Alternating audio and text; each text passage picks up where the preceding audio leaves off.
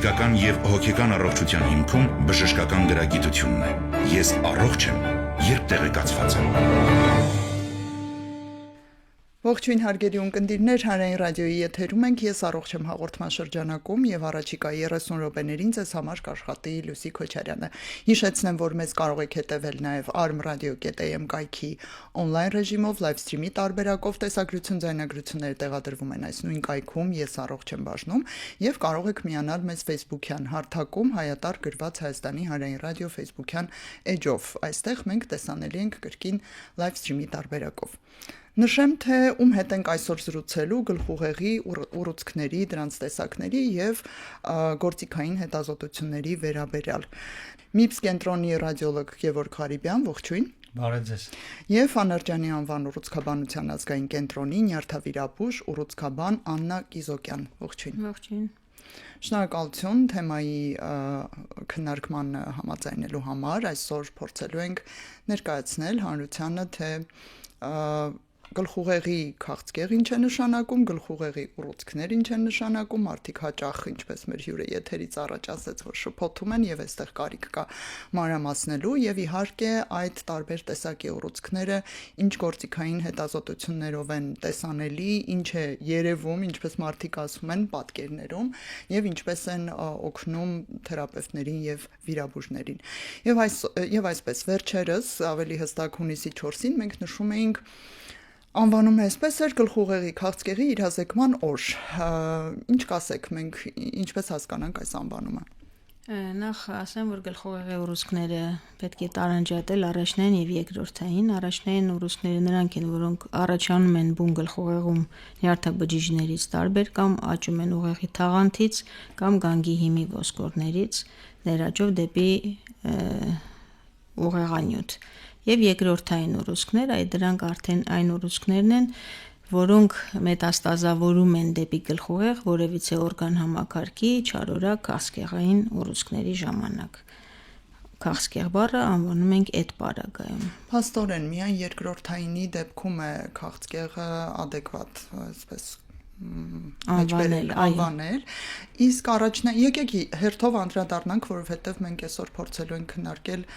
բոլոր տիպի ուռուցքները, հատկապես որ մարդիկ առհասարակ ուռուցք բառից շատ զգուշանում են, վախենում են եւ բոլոր տեսակի ուռուցքներն էլ գրեթե մտածում են, որ կամ չարորականալու են, կամ արդեն իսկ չարորակ են։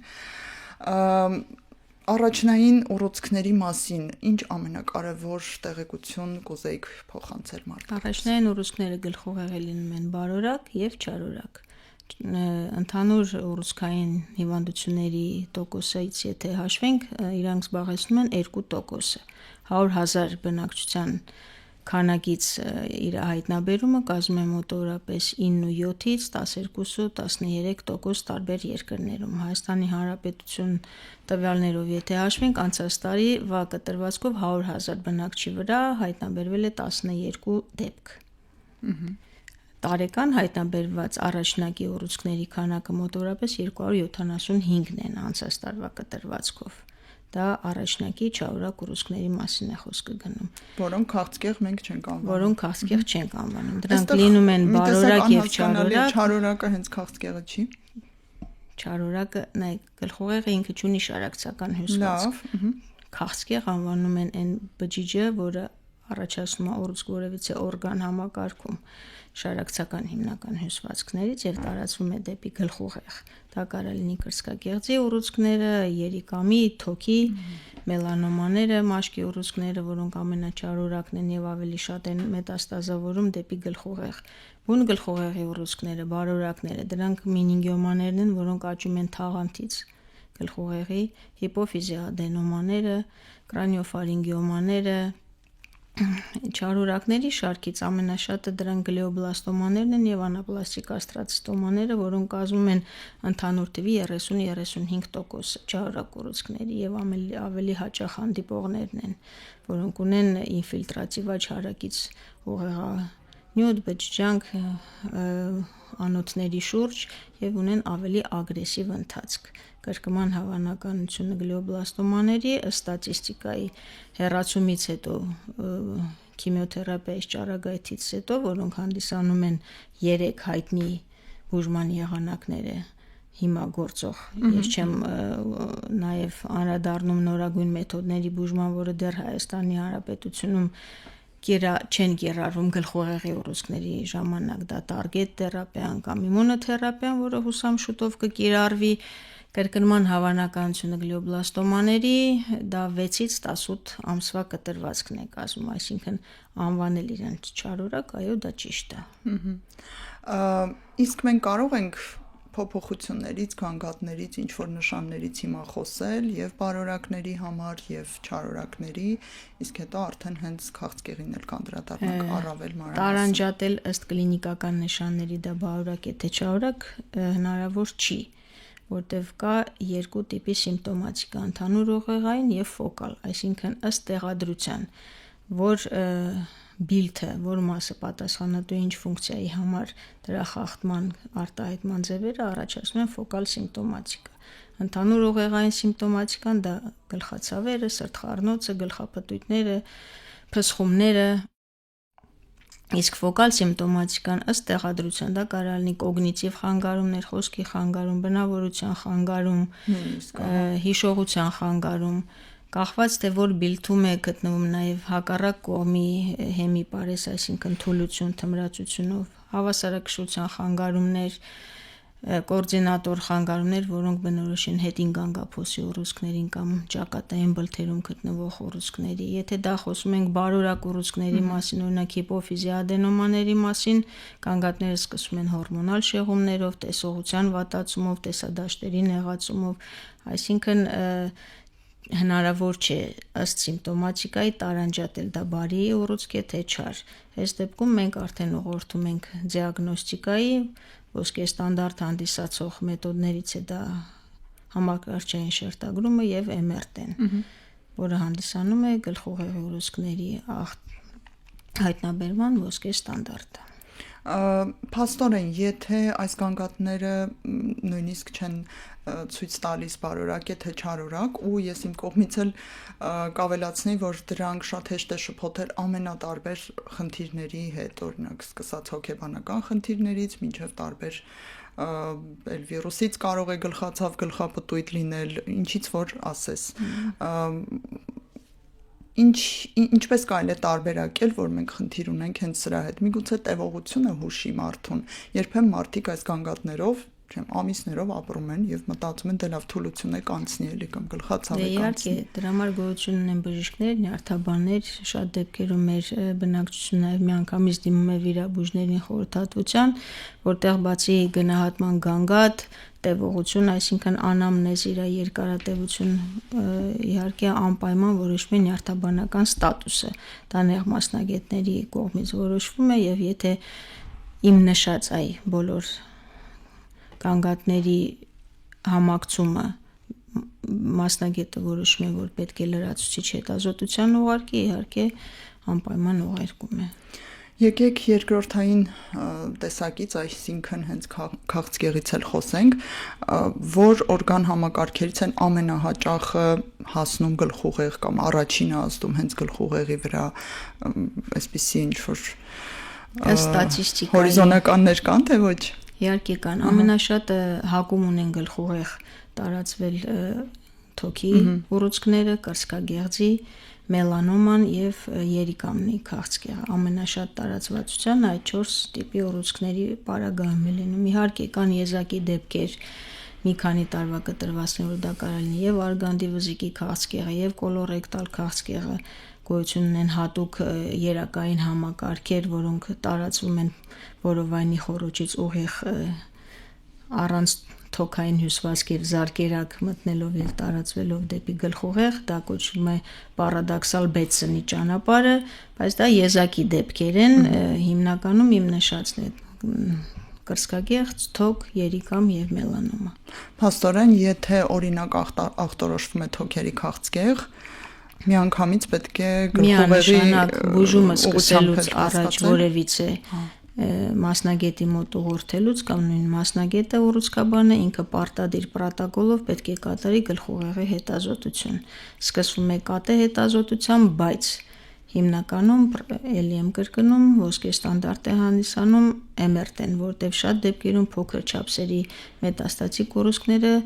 համակարգչային շերտագրման համար տեսանելի չեն։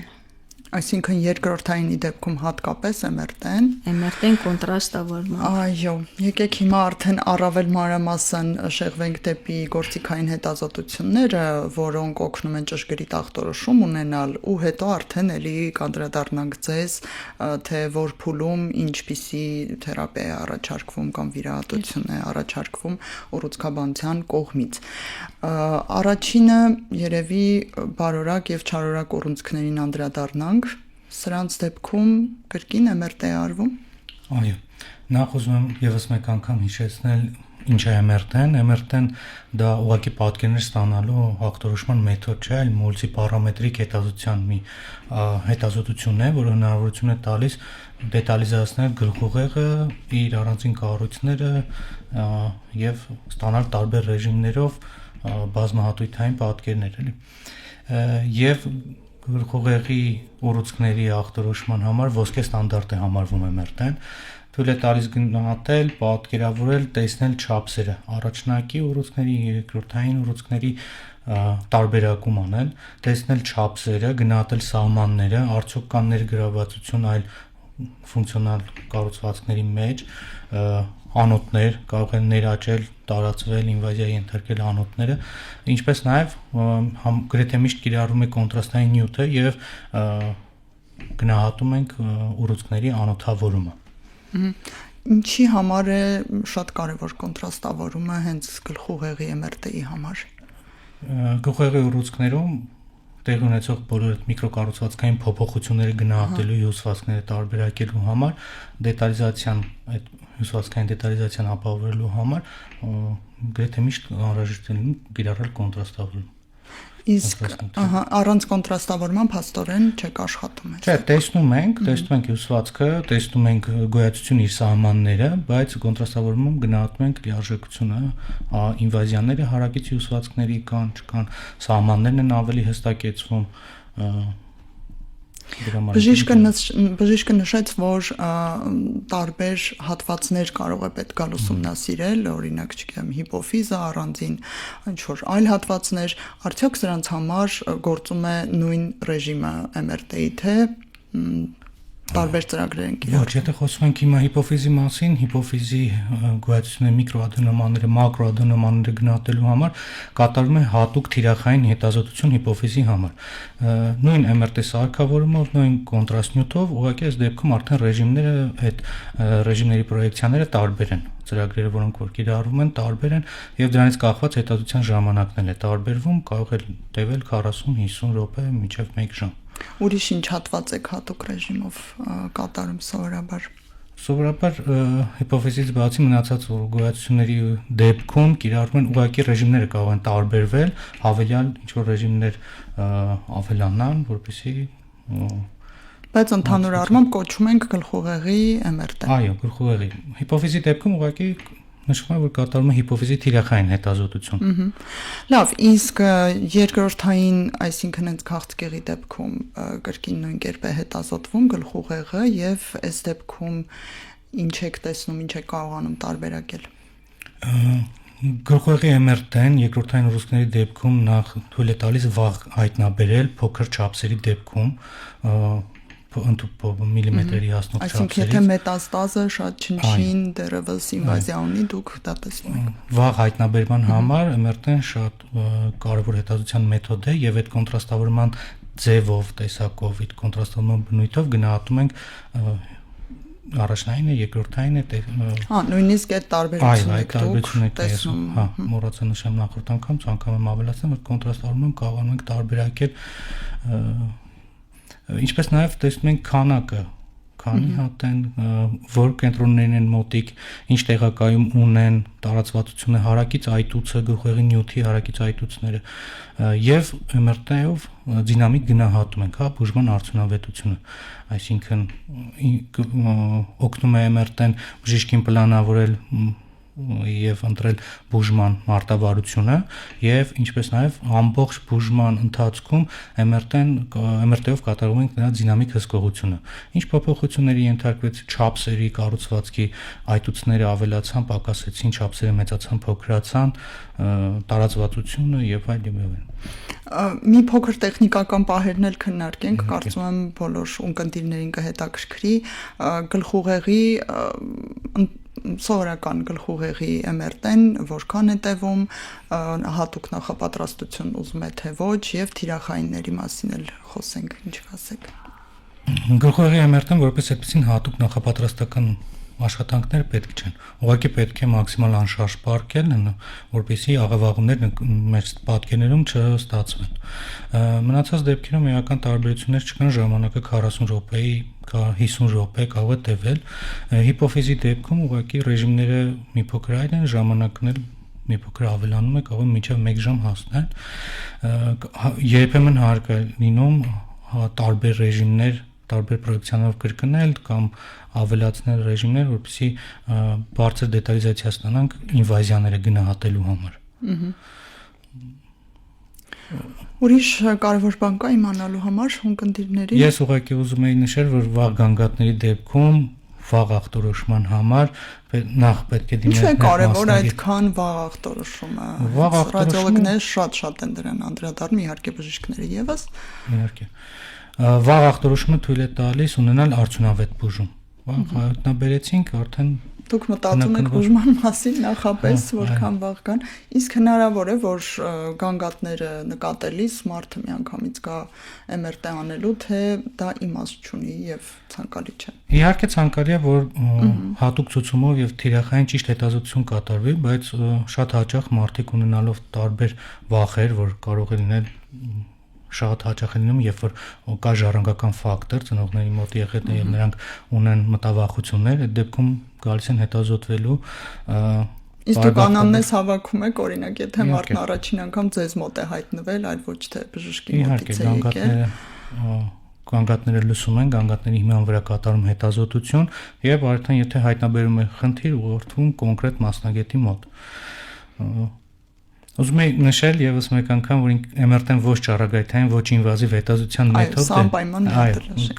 պետք է նշեմ, եւ գլխուղեղի ուռուցքների դեպքում MRT-ն ուղեկցում է ամբողջ այդ բուժման ճանապարհին պացիենտին, ինչպես նաեւ բուժման լավ արդյունքների դեպքում նաեւ գնում ենք երկարատև դինամիկ հսկողության, հա, ընդհանուր մի քանի տարի բարբերաբար կարող են պացիենտները հետազոտվել, որպեսզի ավելի հանգիստ լինեն, որ Կրկին վերադառնանք ձեզ որպես նյարդավիրաբույժի եւ ուռուցքաբանի, ենթադրենք ձեր մոտից պետք է ուղղորդել բժիշկ ռադիոլոգի մոտ, դուք ըստ գանգատների հստակ տարբերակում եք թե որ ռեժիմով, որ հատվածը ինչպես պետք է հետազոտվի, թե դա թողնում եք ռադիոլոգների վրա։ Չէ, հիմնականում գլխուղեղի հետազոտությունների պարագայում ուղղորդվում է, որտեղ կա տարբերություն 1.5 տեսլա հզորությամբ անեն 3 տեսլա հետազոտությամբ անպայման կիրառեն կոնտրաստ նյութը թե չէ, եթե մտածում ենք, որ դա ծավալային գոյացություն է, բնականաբար կոնտրաստ նյութի առկայությունը նշվում է։ Իհարկե, որոշ դեպքերում նյարդաբանների կողմից ուղղորդելիս կարա MRT-ի մասնագետը արդեն որոշի պետք է կոնտրաստ նյութ անել, թե չէ, որտեղ նատիվ հետազոտության սկզբնական փուլում առանց կոնտրաստի, եթե որևիցե կասկածելի օջախ, շեղում, այտուց չի երևում, անիմաստ է կատարել կոնտրաստ նյութով հետազոտությունը, դա թողնվում է ռադիոլոգի հայացողությանը։ Բայց եթե դուք եք ուղղորդում են նյարդավիրաբույժի եւ հատկապես ուռուցքաբանների կողմից, միանշանակ առանց կոնտրաստ նյութի հետազոտությունները անընդունելի են։ Այսինքն դուք նախապես գիտեք ինչ է ձեզ պետք հստակ բուժման պլան ստանալու համար, ինչ պետք է տեսնեք։ Եվ հիմնվում եք արդեն ռադիոլոգի եզրակացության վրա, ու ինչպես հասկանում եմ, եզրակացությունը դեռ վերջնական ախտորոշումը չէ, կասեք, ես համագործակցությունը վերջնականի ինչպես է։ Եզրակացությունը դա ախտորոշումը չէ վերջնական, վերջնական ախտորոշումը դրվում է հյուսվածաբանական հետազոտությամբ, որը կատարվում է հետվիրահատական շրջանում կամ ուռուցքի լիարժեք հեռացումից, մասնակի հեռացումից, ինչպես նաև որոշ խորանիստ ուռուցքների պարագայում որտեղ հնարավոր չէ ապահովել արժեքությունը կամ պահպանել ֆունկցիոնալ սահմանների անվնաս լինելը, որոշ դեպքերում ուղղորդվում է նաև բիոպսիայի ստերեոտաքսիկ, որպեսզի ունենանք հյուսվածաբանական եզրակացություն եւ որոշենք բուժման հետագա մարտավարությունը, որը իր մեջ ներառում է հետվիրահատական ճառագայթային բուժում կախված ուռուցքի բնույթից, անպայման զուգակցված քիմիոթերապիայի հետ։ Որ տեսակն է ամենաագրեսիվ եւ ամենաարագ զարգացողը ձեր նշած բոլոր բարորակներից, չարորակներից եւ քաղցկեղներից։ Իհարկե բարորակ ուռուցքներն էլ իրենք հակում ունեն կրկնվելու, ինչպես նաեւ օրինակ նշածս մինինգիոմաները, որոնք այսինքն ագրեսիվ կարող են կասել իրենք։ Իրանք կարող են վերածվել չարորակի, դառնալ չարորակ մինինգիոմաներ, այսպես կոչված անապլաստիկ կամ մենինգոսարկոմաների վերածվել, բայց ամենաչարորակ եւ ամենաբարենպաստ ընթացքով ուռուցքները դա ներուղեղային գլիոբլաստոմաներն են, որը ես սկզբում նշեցի, որ իրենց կրկնման հավանականությունը կազմում է 6 ամսից 18 ամսվա կտրվածքով անկախ իր լիարժեք հեռացումից եւ անկախ վարման հետագա քիմիոճառագայթային բուժումից, որտեղ այդ ուռուցքները իրանք աճում են վերափոխելով ուղեղանյութը, ուղեղային բջիջները։ Այսինքն կրկնությունը կախված չի օրինակ օրգանիզմի դիմադրողականությունը այն չէր, բժիշկը ինչ որ բան այն չէր արել կամ լավ չէին վիրահատել, այստեղ մեղադրելու բախ չկա։ Իհարկե կան մեր փորձում էլ կա եզակի դեպքեր, երբ որ կրկնողություններ չեն լինում, բայց դա եզակի դեպքեր են։ Եկեք վիրահատությունների մասով էլ խոսենք, որ դեպքերում, որ փուլում, փուլավորումը բարձելուց իհարկե հետո հնարավոր է վիրահատությամբ բուժումն իրականացնել, այդպիսի բան։ Իհարկե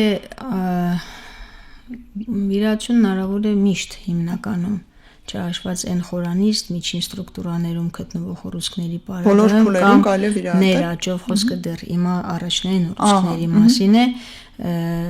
եթե չկան ներաճ շատ կարևոր ստրուկտուրաներ, որոնք դա բրտամարմինն է, միջին ուղեղային զարկերակն է,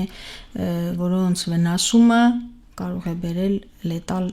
ելքի վիրահատական վաղ վիրահատական փուլում կամ ուշացած վիրահատական փուլում կամ ունենանք ֆունկցիոնալ դեֆիցիտով դուրս եկող հիվանդներ։ Հիմնականում ներուղեղային ուռուցքները եւ արտաուղեղային ուռուցքները իրանք վիրահատվում են։